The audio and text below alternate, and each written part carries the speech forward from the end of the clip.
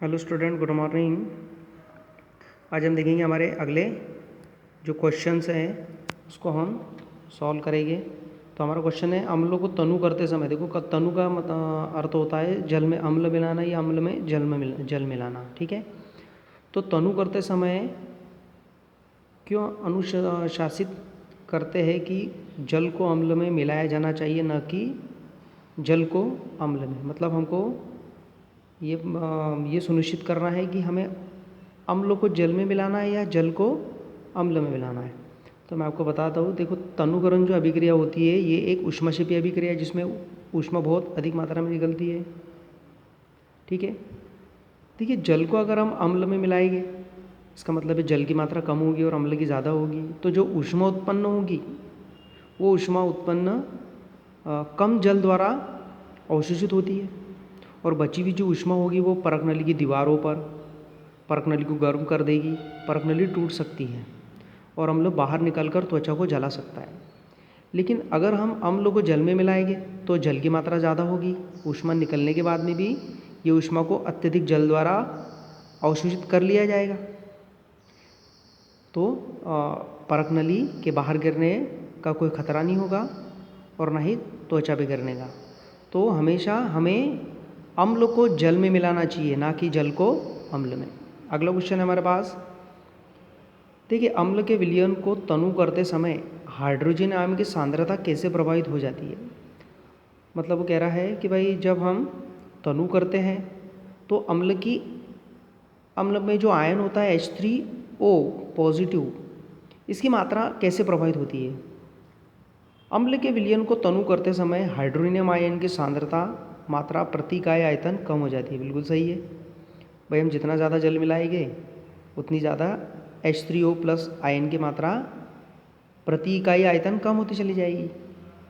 ठीक है, जैसे हम उदाहरण के लिए हम चाय बना रहे हैं और चाय में अगर हम 1 चम्मच शक्कर डाल रहे हैं और फिर अगर हम पानी बढ़ाते जाएंगे, चाय के अंदर पानी की मात्रा बढ़ाते जाएंगे, दूध की मात्रा बढ़ाते जाएंगे, तो शक्कर की मात्रा क्या होती चली जाएगी, कम होती चली जाएगी। नेक्स्ट है हमारा,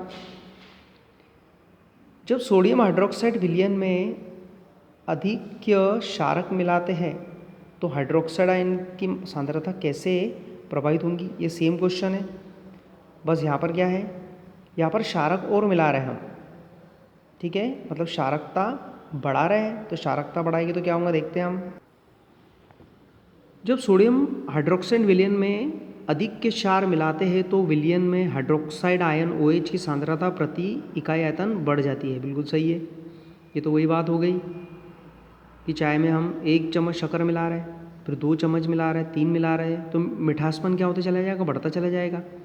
सोडियम हाइड्रोक्साइड क्या है, क्षार है ये, और उसमें और अधिक क्षार मिलाएंगे तो क्षार में हम पता है OH आयन होते हैं, तो OH की मात्रा क्या होती चली जाएगी भाई, बढ़ती चली जाएगी। चलिए अगला क्वेश्चन देखते हैं हम। आपके पास 2 विलयन है A और B। विलयन A का pH मान 6 है और विलयन B के pH मान 8 है। A का 6 है और B का 8 है। किस विलयन में हाइड्रोजन आयन की सांद्रता अधिक है। इनमें से कौन अम्लीय है तथा कौन क्षारीय है। बिल्कुल सही है, जैसे कि हमने देखा था कि एक स्केल होती है हमारे पास pH स्केल। ये स्केल 0 से लगा के तो 14 तक होती है और इसके बीच में होता है मिडिल पॉइंट 7 है, इसका मतलब ये उदासीन। 7 से इधर चले जाएंगे हम, 0 की तरफ जाएंगे तो अम्लीयता बढ़ती है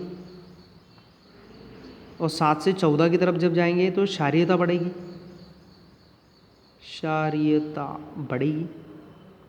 ठीक है, अब यहाँ हम देखते हैं A और B है। A का pH मान 6 है, 6 है मतलब 7 से कम है तो ये अम्लीय होगा। B का pH मान क्या है, 8 है, 8 है मतलब 7 से ज़्यादा है तो वो क्षारीय होगा। तो यहाँ देखते हैं हम, विलयन A में हाइड्रोजन आयन की सांद्रता अधिक होगी, अतः विलयन A अम्लीय होगा, तथा B का क्षारीय pH वैल्यू कितनी है, 8 है, 7 से ज़्यादा है, इसका मतलब वो क्षारीय होगा। चलिए नेक्स्ट, H प्लस आयन की सांद्रता का विलयन की प्रकृति पर क्या प्रभाव पड़ता है। भाई इसकी सांद्रता ये बढ़ते जाएगी तो अम्लीयता बढ़ेगी, ये कम होगी तो अम्लीयता कम होगी। देखते हैं हम। H प्लस आयन की सांद्रता बढ़ने पर विलयन की अम्लीय प्रकृति बढ़ जाती है, बिल्कुल सही है, जैसे बताया भी हमने यहाँ पर टेबल के द्वारा। H प्लस आयन जितने ज़्यादा हो गए उतना ही ज़्यादा वो अम्लीय होगा। जबकि H प्लस आयन की सांद्रता कम होने पर उसकी प्रकृति कैसी होगी? क्षारीय होगी। H प्लस आयन जितने कम होते चले जाएंगे उसकी प्रकृति क्षारीयता की ओर बढ़ती चली जाएगी, लेकिन H प्लस आयन की अगर वृद्धि होगी तो उसकी अम्लीयता जो है वो बढ़ती चली जाएगी।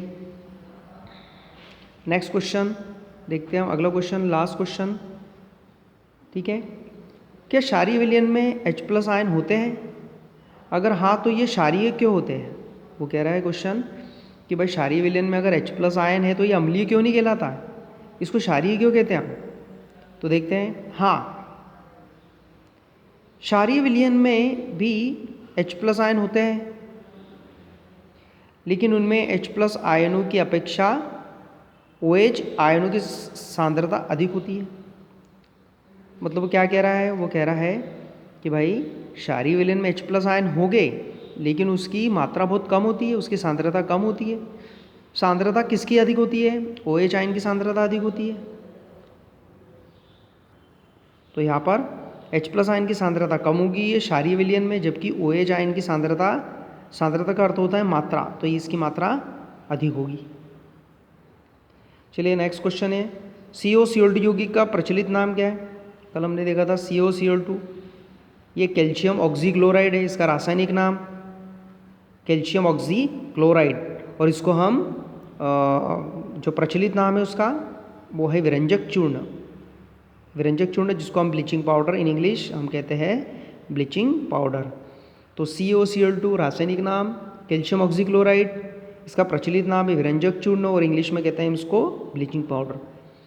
तो आज हमने देखे हमारे 5 जो क्वेश्चंस हमने किए है ना, इसको आप वीडियो देख के आप इसको समझेंगे और इसको आप लिख लेंगे। थैंक यू, धन्यवाद।